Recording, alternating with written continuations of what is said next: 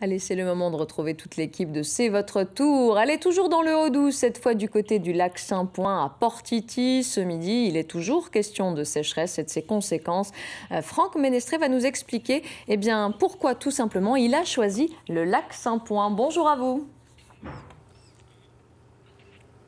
Bonjour à tous, bienvenue ici au bord du lac Saint-Point à Port-Iti. Et si nous sommes ici aujourd'hui, c'est pour vous parler du rôle théoriquement joué par ce plan d'eau, par cette réserve naturelle qui devrait permettre normalement d'éviter que le Doubs ne s'assèche entre Pontarlier et Morteau, ce qui est le cas actuellement. On en parle avec vous, Cyril Tenay, vous êtes le directeur du syndicat mixte des milieux aquatiques du Haut-Doubs. Alors, comment fonctionne ce réservoir? À quoi il devrait servir théoriquement?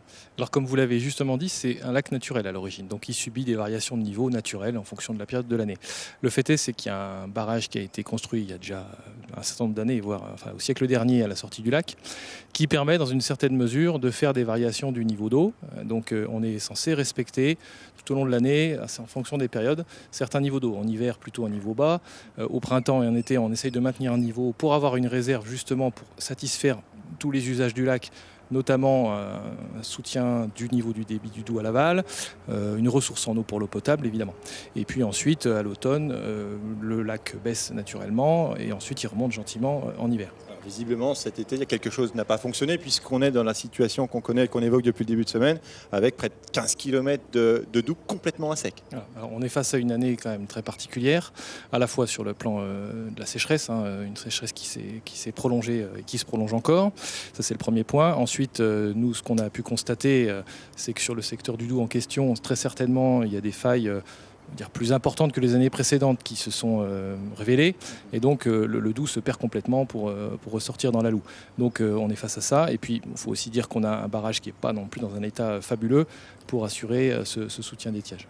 Voilà, alors un barrage situé à quelques kilomètres, Centaines de mètres, voilà. Quelques centaines de mètres d'ici, sur la commune de Ouaim-Palais, un barrage qu'il faudrait donc rénover, ça s'impose. Oui, tout à fait, c'est un barrage qui est obsolète aujourd'hui, qui ne nous permet pas d'avoir une gestion conforme à ce qu'on devrait avoir, et donc il faut envisager une reconstruction complète. Une reconstruction, voilà, une reconstruction compliquée parce que forcément ça coûte de l'argent. On a rencontré il y a quelques instants Dominique Chardon, la vice-présidente du SMED, qui nous explique pourquoi c'est compliqué. Regardez.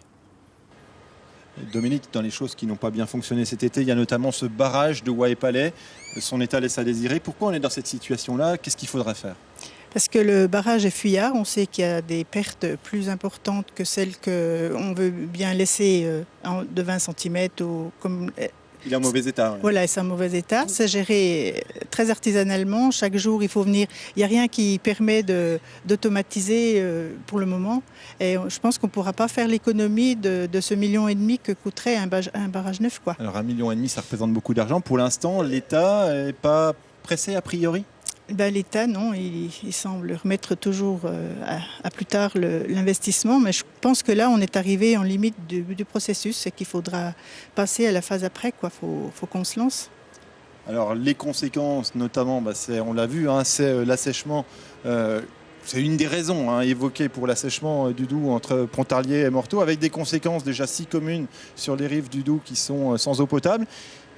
Daniel Defrane, ici, sur la périphérie du lac Saint-Point, les communes qui sont desservies, elles sont touchées aussi ou ça va pour l'instant? Pour le moment, pas de problème. On est à 15 cm de désamorçage. Et si d'aventure on arrive à cette limite, il y a un système de sécurité avec un pompage en eau de surface qui est prévu. Donc, pas de problème pour le moment. Ce système, il avait prévu d'être installé, mais cette année, ça a été un peu précipité justement pour le mettre en œuvre, pour le tester. Ce système a été prévu dès la rénovation de la station. Par contre, il n'avait jamais été testé et puis jamais été installé. Cette fois-ci, on l'a installé, on l'a testé et on est rassuré. Voilà, donc rassuré ici pour les communes qui sont au bord du lac Saint-Point, même s'il y a un petit cas particulier, c'est celui précisément du lieu où on se trouve, à Port-Iti. Je vais retrouver Philippe qui va nous en parler. Voilà, Philippe, justement, Port-Iti, pourquoi c'est un petit peu particulier en matière d'eau potable, justement? Ici, c'est particulier puisque nous ne sommes pas alimentés en eau par la commune des Grangettes. Chaque habitation vit en autarcie, c'est-à-dire que soit c'est par des citernes qu'elles alimentent leur robinet, ou alors par des pompages des puits qui sont pas loin du lac pour pomper l'eau. Et les citernes actuellement c'est un peu à sec forcément. Et forcément, avec la situation dans laquelle on est en ce moment, les citernes sont assez à sec et les gens n'ont pas d'eau. Donc vous êtes un peu privilégié, hein, vous avez anticipé depuis longtemps cette situation. Voilà, on a anticipé, on a un puits de captage qui est sur le terrain pour récupérer l'eau du lac. Mais pareil, avec la problématique de l'eau qui est très basse aujourd'hui, pour nous, ça va, mais pour des voisins, ils ont des problèmes puisque leur puits est à sec aussi. Vous avez, vous, toujours connu un petit peu cette situation, c'est-à-dire qu'aujourd'hui, le lac, on a parlé de son niveau aussi, on a vu que les communes environnantes, pour l'instant, ça passe, mais ce niveau aussi bas, vous l'avez connu? Moi, j'ai jamais connu le niveau aussi bas du lac. En général, il est 20 à 30 cm plus haut à l'époque où on est aujourd'hui.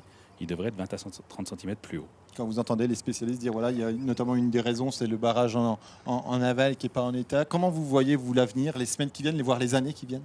Les semaines qui viennent, je pense que ça ira, mais c'est surtout les années qui viennent, puisque l'année dernière, on a déjà subi un problème de sécheresse. Cette année, à nouveau, une problématique. Donc je pense qu'il y a quand même des questions à se poser aujourd'hui pour l'avenir de l'eau dans la région. Merci beaucoup. En tout cas, vous avez une chance phénoménale quand même d'avoir une résidence ici. Portitis, ça fait quand même bien des envieux au-delà des frontières de la Bourgogne-Franche-Comté. Voilà, on espère avoir fait le point sur cet état du Doubs pour cet été. À bientôt. Au revoir.